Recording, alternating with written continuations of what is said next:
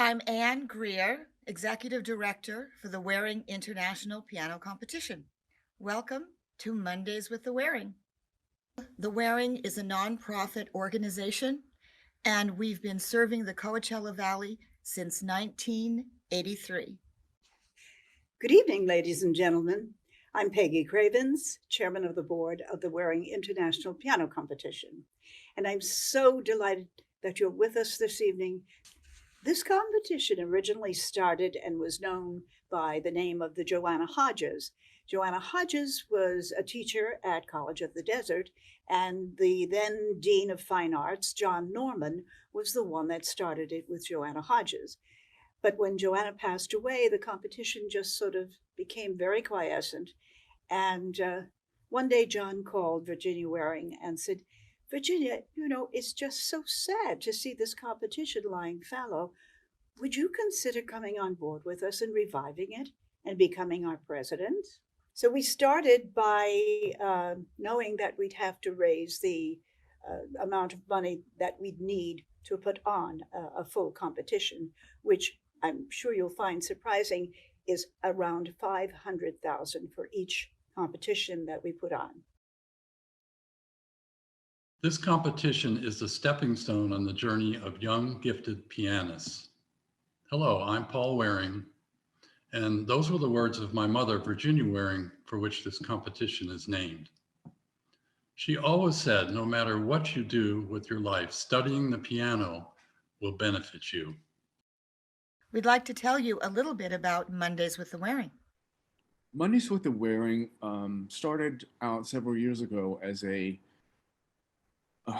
lovely event that we could bring to the public and offer some sort of musical knowledge or education, or it was designed for that.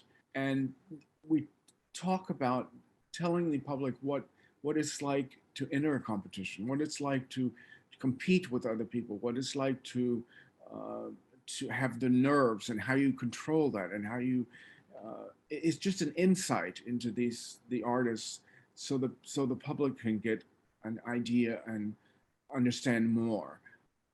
I want the public to really be able to get into the heads of the artists, to their psyche, to understand how they prepare for competitions, how they prepare for concerts, how they in general take on their life in this very specialized field.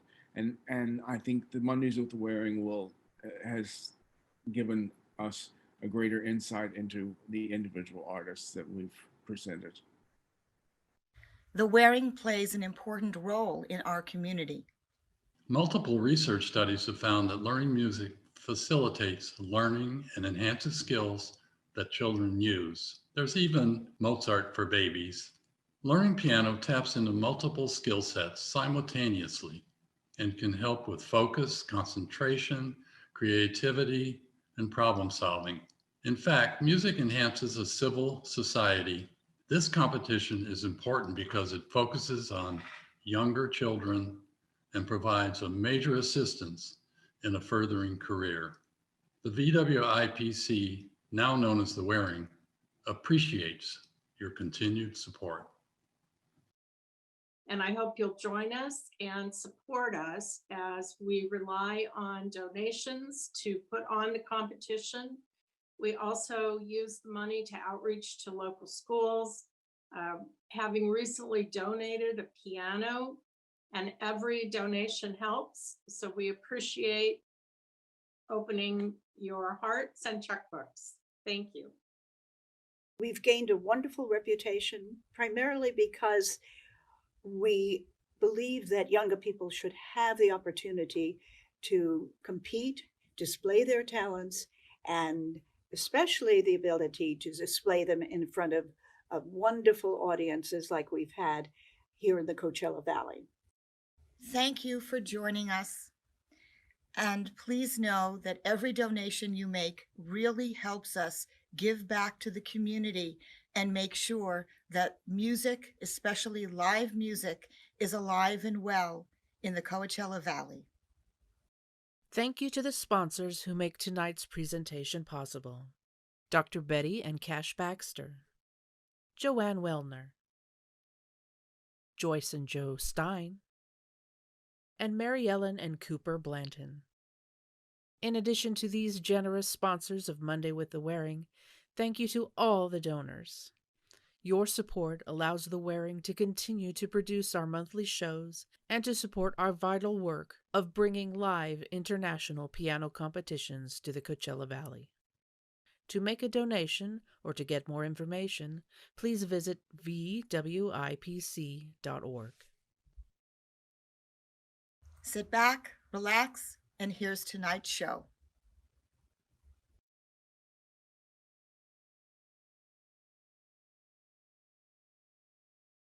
Good evening. I'm Dr. Elizabeth Smalley, President of the Virginia Waring International Piano Competition, and I'm pleased to welcome you this evening to our Mondays with the Waring. Tonight we have a very special program. We will be having a panel discussion about what goes on behind the scenes during our competition. But first, I'd like to introduce you to our fabulous artistic director, who will be one of our panelists, John Bayless.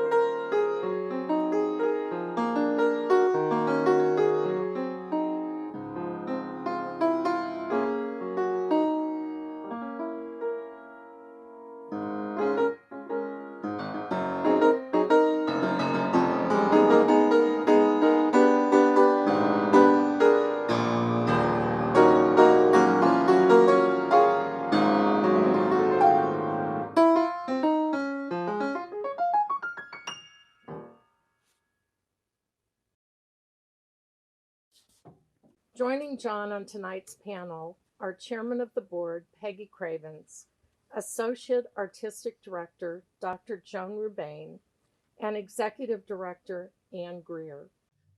Welcome to our final webinar. This is all about the competition, and it's constantly evolving. When the competition was the Hodges, the concerto finals and winners concerts were done with second piano. There was no orchestra. The second piano did all the orchestra parts. So we're going to show you a sample.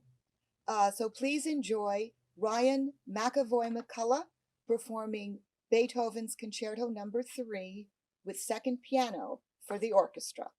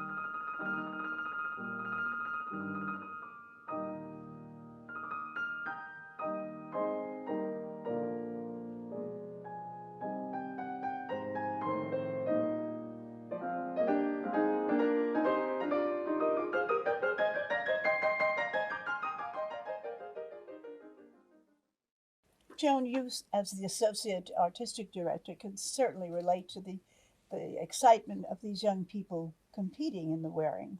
Absolutely, and we're awed by the amount of artistic feeling they put into their music at such a young age. Quite amazing. It is. And we've had over 30 hours of free music. I believe that happens in every competition that we have. And So that the public who come to these competitions and listen to them competing, and all of this is for free. But the thing that's not for free, as we know, is that it costs $500,000 or more to put on one of these competitions every 2 years. So we've had quite an extraordinary success in having people become aware of the need for a competition like this in our Coachella Valley. But of course, it costs $500,000, and we want to thank those who have supported us over the years and been so loyal to this lovely event. absolutely right. And I'm glad that you're letting the public know that.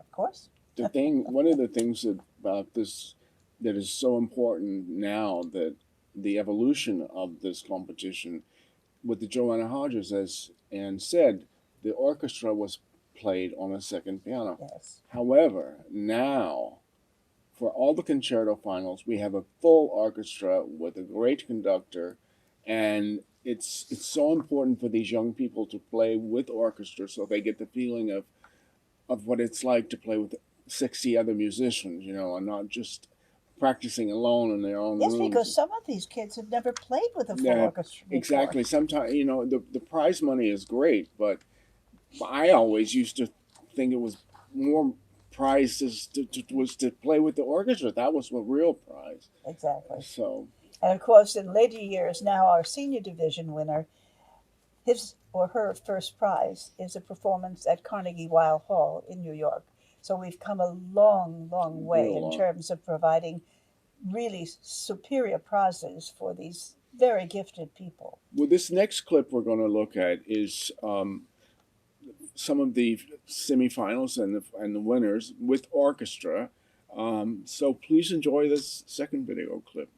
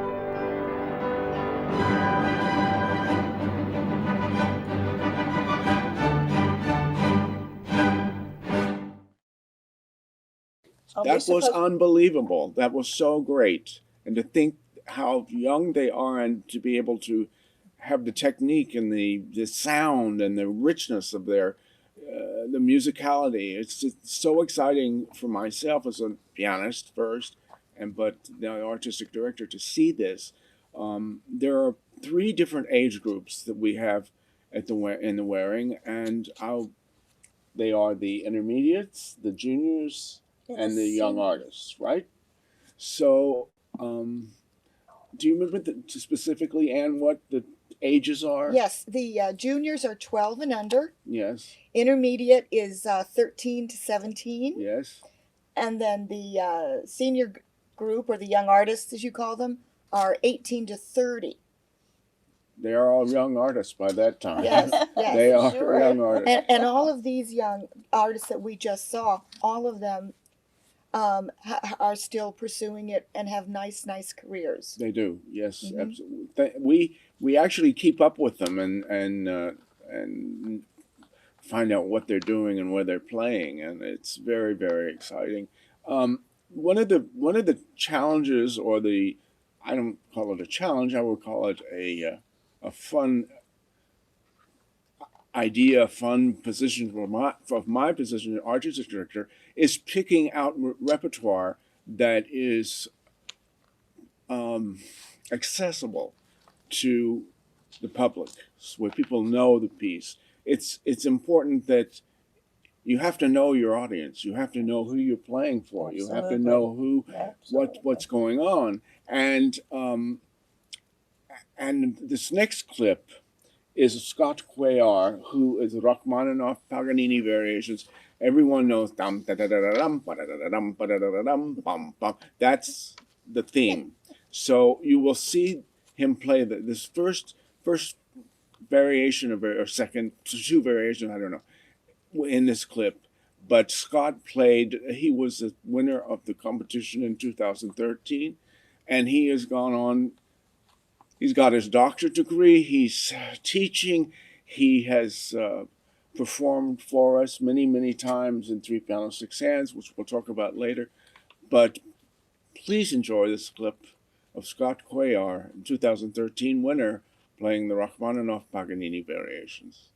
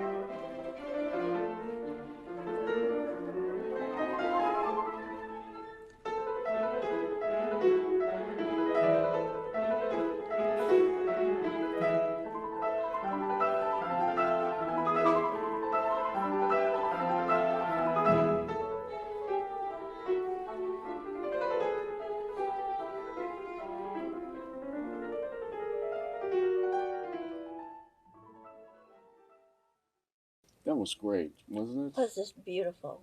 I mean, and the thing that's so exciting about it is the kids don't have only but a few hours to perform this and rehearse it with the orchestra, and that is so exciting.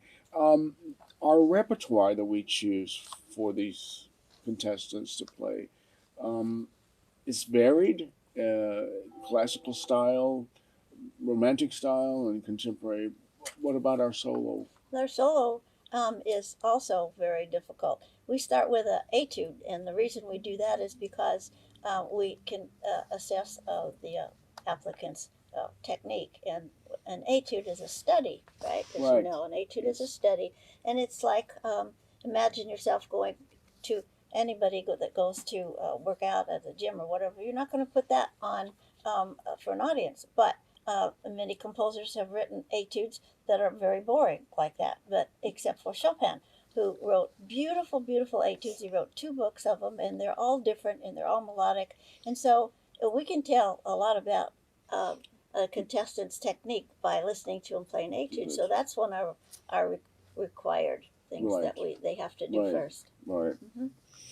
And of course we have different for the different age groups. We have different requirements for them to play also.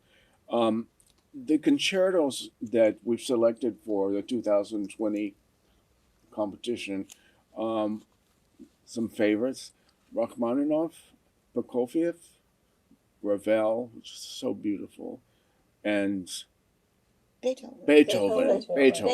But of course. Yes, but of course, Beethoven. It's not that you're interested in this, but the Beethoven and the Ravel are both in G major, and the Prokofiev and the Rachmaninoff concerto are only one movement. So they pack a lot of punch only in one movement, and that's one of the reasons why we chose these fantastic pieces for our 2022 competition. And John, do they play something from each period? Absolutely. From the Baroque, they can choose. They have a certain amount of leeway as to the pieces that they choose. Right, we give them guidelines of how to. That's right, to represent each period. Right. And it's interesting because they choose something that suits their personality, and Exactly. so we can see a lot about that. Right.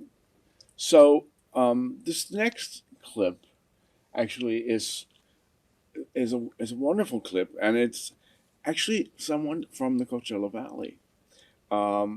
Her name is Crystal Chen.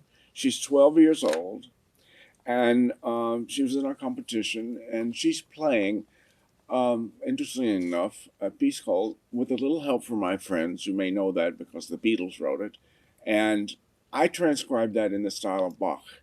So we thought it would be fun to give these young kids a popular piece, but in a classical style. And this was required work. And Crystal Chen, from the Inland Empire of our valley, she won. Here we go.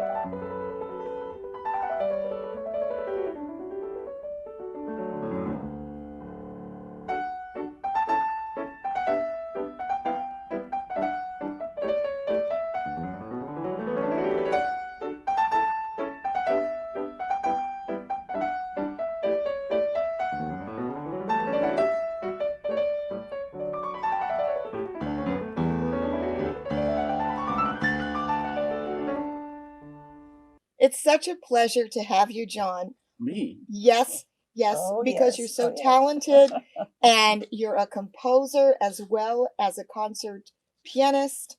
And how lucky we are, especially to have the Beatles in the style of Bach.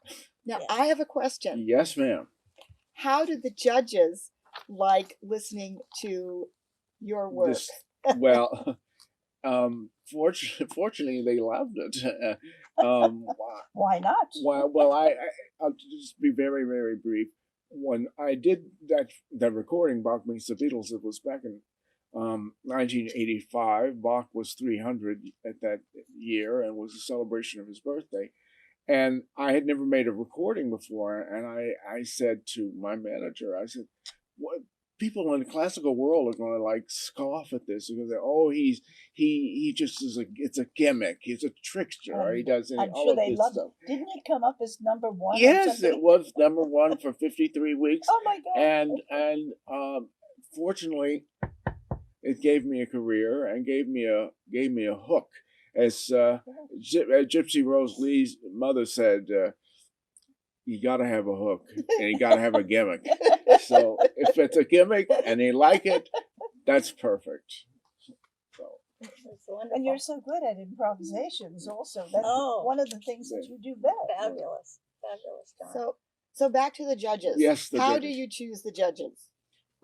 Oh, we choose the judges in a very technical way. Yes. They're people that John has worked with, or that I have worked with, or that we know, or that we think the contestants would enjoy playing for, with a future perhaps of studying with them at a conservatory or wherever they're teaching at the time.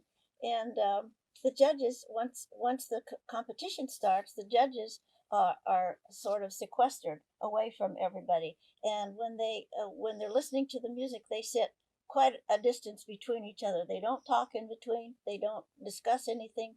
And when the competition part of it is over, they go down to a special room where there's a babysitter, so to speak, and they mark their ballots, and then it's all comes to the front and is announced. So we have a very special relationship with our judges too. We do. We do. And it is quite amazing how, the way everyone keeps to themselves, and they keep, because we don't want anyone to say, oh, he talked to her, oh, she talked to him, and all this kind of stuff. It's all very, very Above board there. above board. Yeah. Absolutely. Yeah. And the contestants are not allowed to have any interaction No. with the judges That's until right. it's all over. Not That's until it's right. all over. It's very, very proper. It is. I want to tell our audience how we select the initial group of people that are Yes. performing in our competition. Potential contestants. Yes, our contestants. Sorry. The selection process is quite interesting, and it's fun. It usually takes 2 days, and we get our applications from all over the world. And we've had contestants apply from where? We've from as far away as Thailand, New Zealand. New Zealand. Wow. Didn't we have one from Kazakhstan? Yes. Yes. that's Yes. what I thought. Yeah. Was it Kristenko? No, Kristenko is Ukrainian, Oh, he's Ukrainian. but yeah, but from all. But it's really interesting and kind of wild to hear these people play, and there was a philosophy a long time ago. I say a long time ago, 20 years ago, 15 years ago, that you shouldn't see the person while they're playing, because that would influence your selection to judges. Maybe somebody doesn't like the way they look, that they move their hands too much, or they this and that. And we've changed that, because at the advent of time and moving on, we have DVDs now where we can actually see the person performing. And my personal opinion is, this is a show business. It's not just not just sitting in a room by yourself playing. And so if you don't want to look at it while we're auditioning, you turn your head and look somewhere else. But it's very important. But it is show business, because an audience can be very distracted. We've seen that before. Somebody their leg keeps moving, or they're down here, and then they're up here, and then they're down here, and or they've got their mouth going at the same time they're playing. They're going. So that doesn't really lead to a very outstanding career. So we might as well not have them do all the traveling, get there, and then say that one goes out. So we think it's very important to see the whole presentation. Absolutely. And the other one of the reasons that we the artistic community, I can hear it, but selected and chose to I've got my have volume on. was simply because we were listening like several years ago, and there was tapes, tapes or CDs, but we didn't see the person. And this applicant comes on and he's playing this Bach toccata and fugue and prelude toccata and fugue, whatever. And I heard this, and I recognized that was Horowitz's recording from 1976 in Carnegie Hall, because Horowitz never made a mistake, but on this particular piece, he goes da da da da. He hit a clam, so to speak. And on our DVDs, while we're listening to the contestants, it was the same clam. It was the same mistake. And so we said, stop, right, Joan? We said, stop. We all broke out in laughter, It was laughter at the same time, because we listened to the next piece and it was da da da da da da. It was like, are you kidding? somebody tried to pull a fast one. And we caught it. That's He why actually copied the tape. yes, ma'am. Mamma mia. Yeah, so we changed to DVDs then.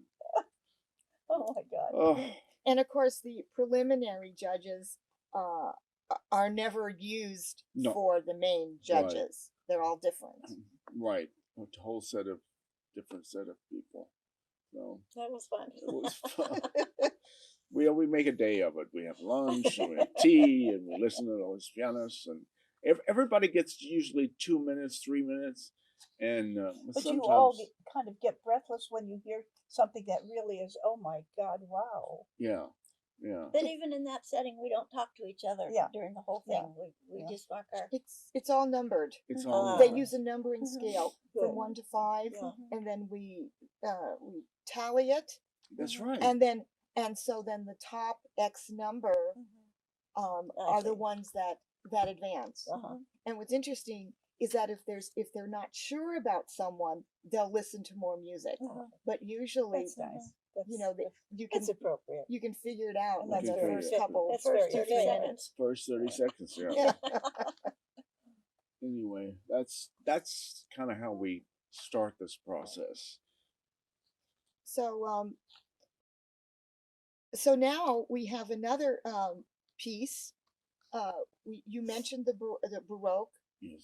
contemporary, and so we have an example of a classical piece as part of the repertoire, which is Hudson Reagan's Oh, it is. performing Beethoven's Pathétique. Sonata Pathétique. You remember him? Oh He- yes, of and he, course. And he played at our gala, Yeah. our Yeah. last gala that we had before Yeah. COVID, and he brought the house down. So please enjoy this next video clip, Hudson Reagan playing Pathétique Sonata.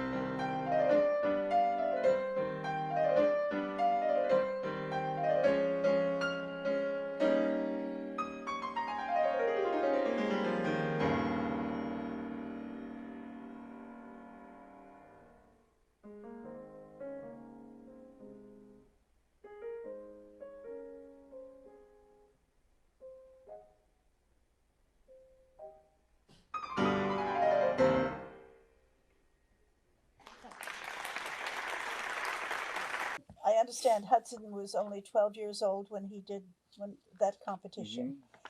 I'm very, very curious, and maybe you have an answer for me. How developed is a 12-year-old's hand, male or female, At that age. at that age? Yes.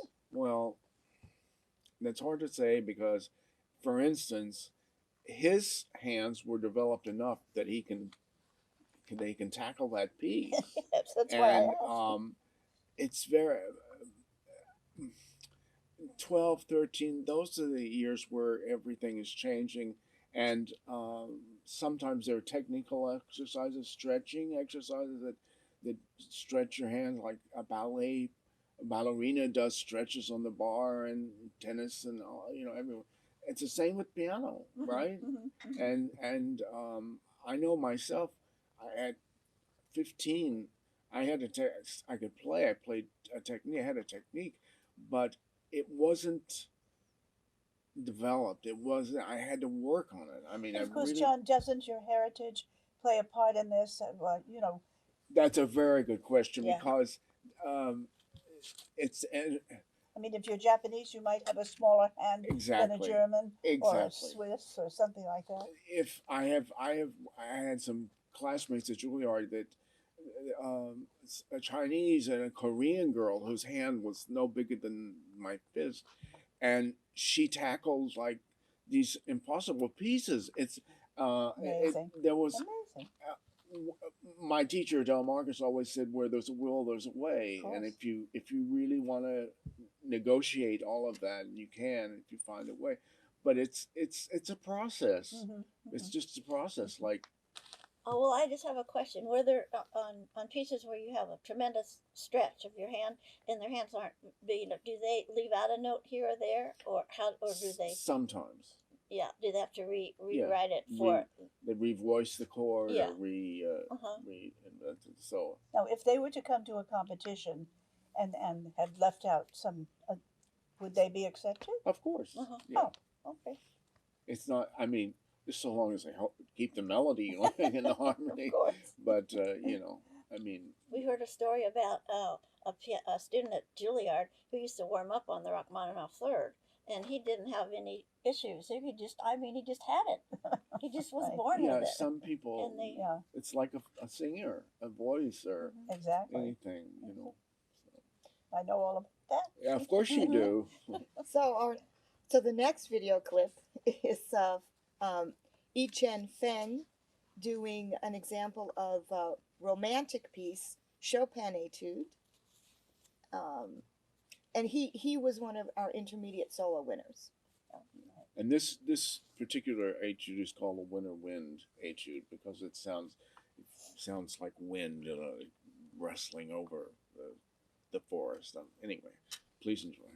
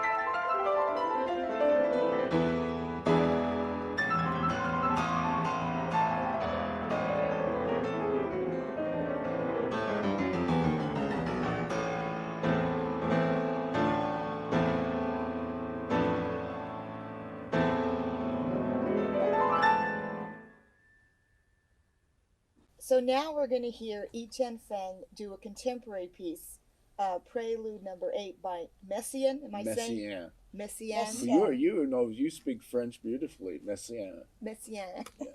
Messiaen always composed pieces that had something to do with birds. I don't particularly, that's what I heard. I never played it because I'm not a fan Of Messiaen. of Messiaen. But please enjoy the contemporary piece.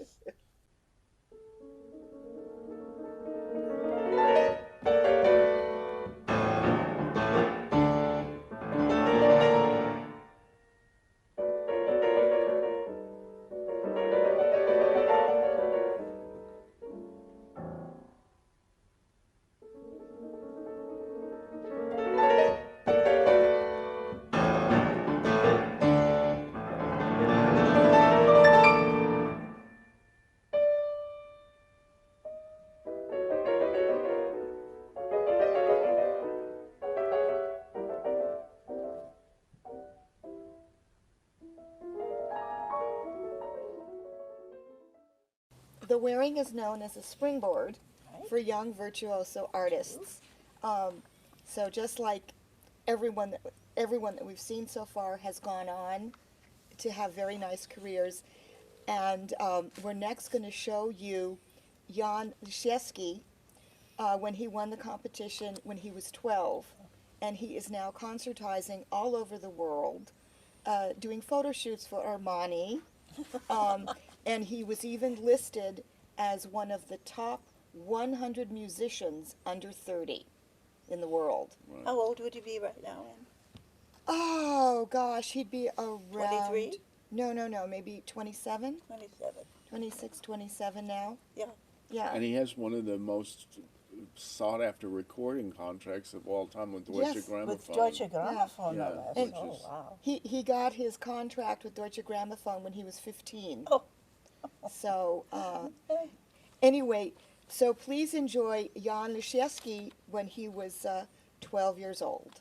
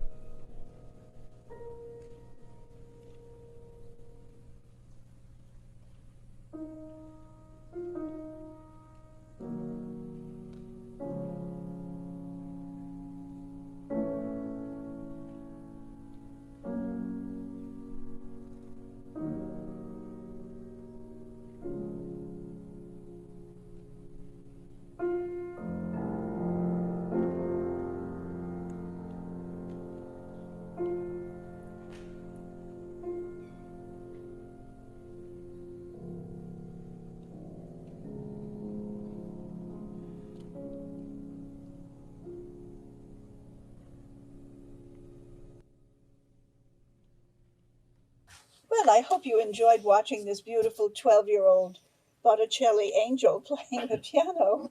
And as it turns out, Virginia Waring pretty much selected him as one of her very most favorite and most gifted of the pianists. And he certainly got on to prove that. He's now about 27 years old. He's regarded as one of the most prominent young concert artists all around the world today. So the Waring can be very proud to have had him in our competition. And Virginia loved him. And this was his first international competition. Oh, my dear, I didn't realize that either. Yeah. Well, I'll So- tell you, one of my favorites that since I've had the privilege of being involved with this great organization is listening to this next young Oh, yes. young guy, this big. His name is David Dew. I couldn't believe the way he walked out on stage and the way he addressed the piano. It was like he was a seasoned artist. He was 65 or 70. I mean, he just played, looked like he played all over the world. He was so confident and mature. And we all found out later that he didn't have a teacher for a year before he entered our competition. He didn't have a teacher. You know how he studied? He listened on YouTube and saw different people My and the ideas goodness. that they gave. But his were completely original and with such poise and tremendous artistry. And how old was he when he played it? I think It's David, 11. 11 years old. 11 years old. I loved him. So I hope you like him too. David too, at 11.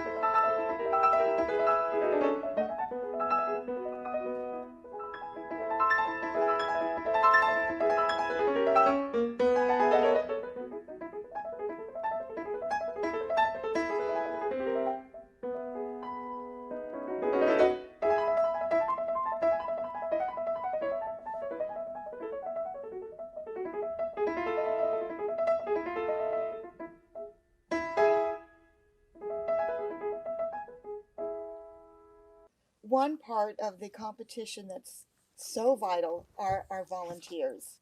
I mean, competition wouldn't happen without them, whether they're hosting the contestants, providing practice pianos, transportation. And what's so great is that these volunteers get to know the contestants, they form bonds, and they really help each other. This next artist we're going to show you, Ningjin Jan, she came to the competition as a junior, and she didn't advance, but she was very supported by her host family and by the other music teachers that came. She didn't speak very much English, so they spoke to her in Mandarin and explained to her some of the nuances of everything. So, and the most important thing is that she came back 4 years later, and she was going to give up the piano. Oh my. And her mother said, just enter the wearing one last time, and if you don't advance, well, then you can give it up. So before we continue her story, let's see her as a 12-year-old. Are we going to see her as? We're going to see her both as a 12-year-old, good. and then, well, I might as well tell you, she took 3 prizes the next competition that she entered. How exciting. How So- lovely. Very nice. Ningjin Jan, 12 years old.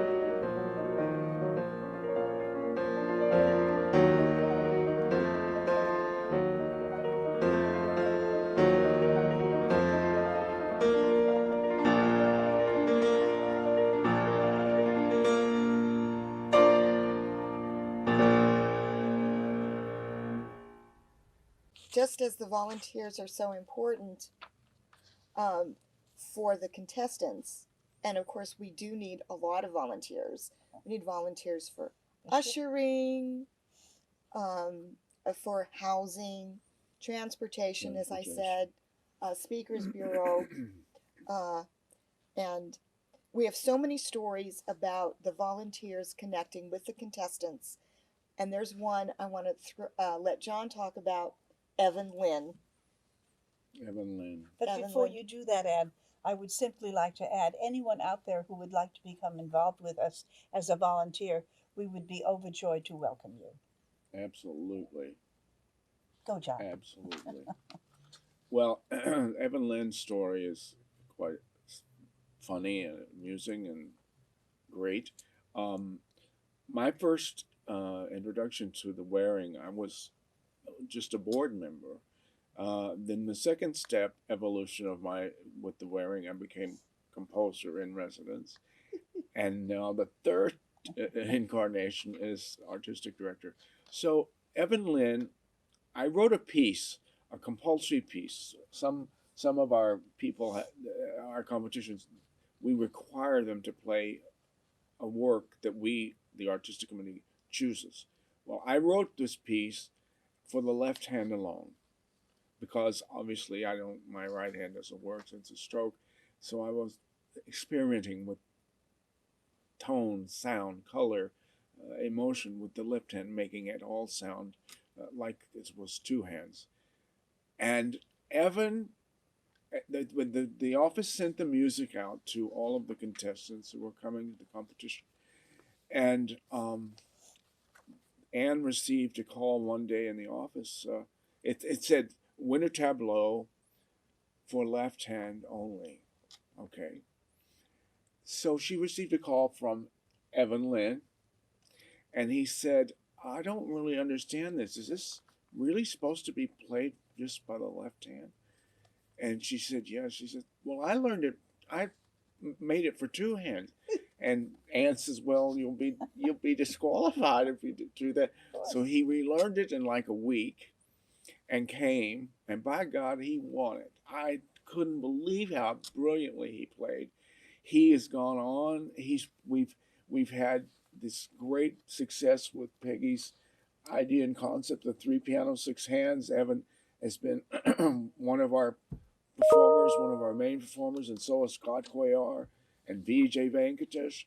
But Evan won my work, Winter Tableau, and he's gone on to greater things. And please enjoy this with the left hand.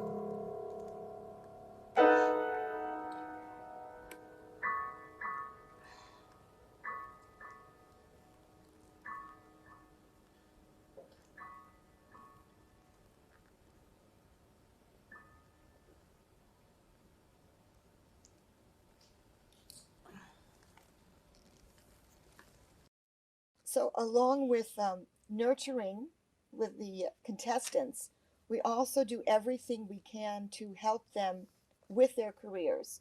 So, for example, Vijay Venkatesh, who was one of our winners, was applying for a $25,000 scholarship.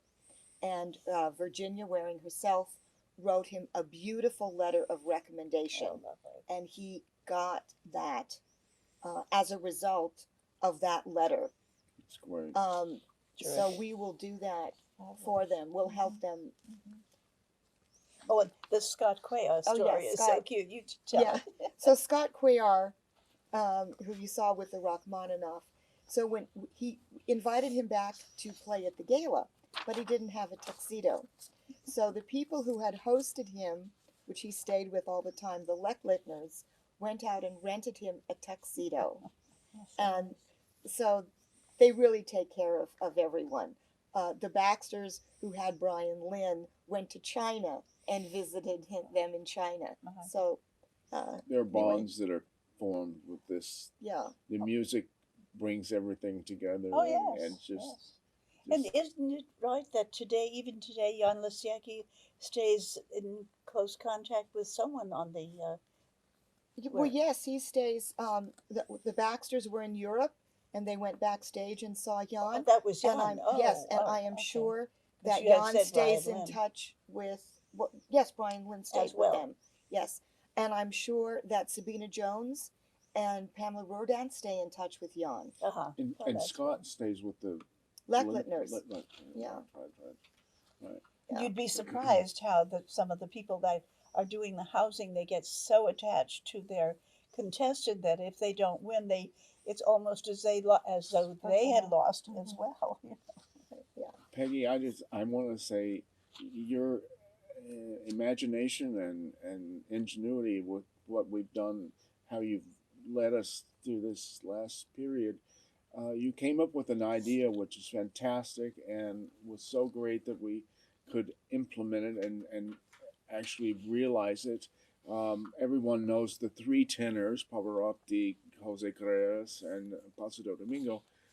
But Miss Cravens comes up with the idea, 3 pianos, 6 hands. So we've had several concerts and stuff, performances where we've invited Scott, VJ, Evan. Primarily former wearing all winners. Of our winners. But talk about the next one, though. Oh, I will. Oh, yes, the next one. I hope the next one we'll have is when we all can gather together and enjoy music again. The next one we're going to have is 3 of the superstars on our artistic committee are going to play. I'm in the process of asking and getting some commitments, but I tell you, it was so exciting to be at the McCallum, and you're going to see this clip, and it's Aram Khachaturian's Saber Dance, and to see these three guys going to crazy at the piano, the audience just was beside themselves. We had several moments like that, but I want you to look at this one and you'll like this, okay?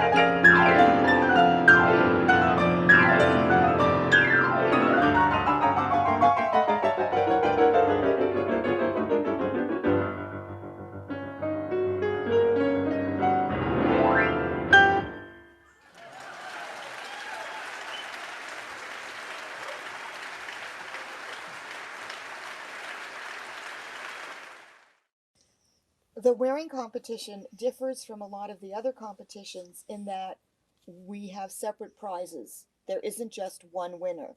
We have a solo prize for second and third, and we have a concerto prize for second and third. Also, we're known as being very nurturing. I've said that word before, but the teachers and the parents, when they come, have appreciated the fact that we are very nurturing.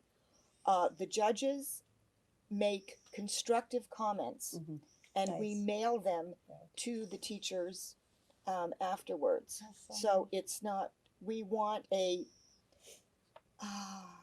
we want a welcoming atmosphere, not a cutthroat atmosphere, Right. and we go out of our way to do that. So, and the next dates for the competition are April 10th through April 18th of 2022. And it will be on the campus of College of the Desert. Yes. And with the concerto finals with full orchestra at the McCallum Theater on Monday, April 18th, the day after Easter. God willing. That's great. Oh, wonderful. We hope you'll all be with us. Yes. Certainly do. So, so the next video clip is of Ningjin Jan. Oh, yes. Her winning. Now, this is after 4 years. This is after Ah. 4 years, correct? Okay. And just like with Evan Lynn. Uh-huh. So it, so Ningjin Jan returned, and this is her winning concerto, the Mozart. Lovely.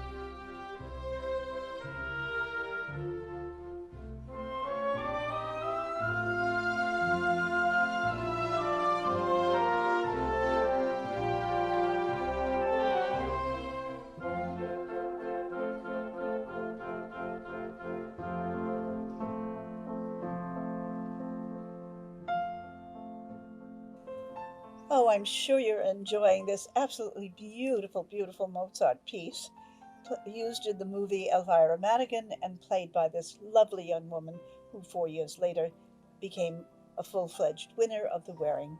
But apropos of that, I must ask you once again, and I know I may seem repetitious, but we could not possibly put on these competitions every 2 years at the cost of $500,000 without you and your support.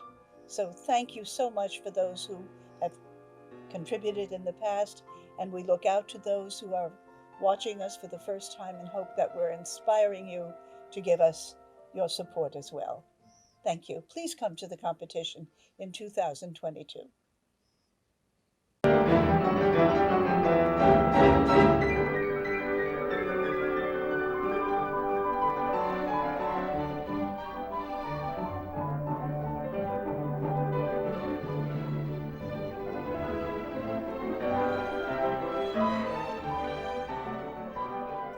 We serve humanity through music. We serve the community through music. Our purpose is bringing great music to the world, making it accessible. As Julie Taymor, the brilliant director of The Lion King on Broadway, once said, we give the audience what they didn't know they wanted. thank you for watching. Thank you for being with us. Thank you for supporting us. And we look forward to seeing you very, very soon.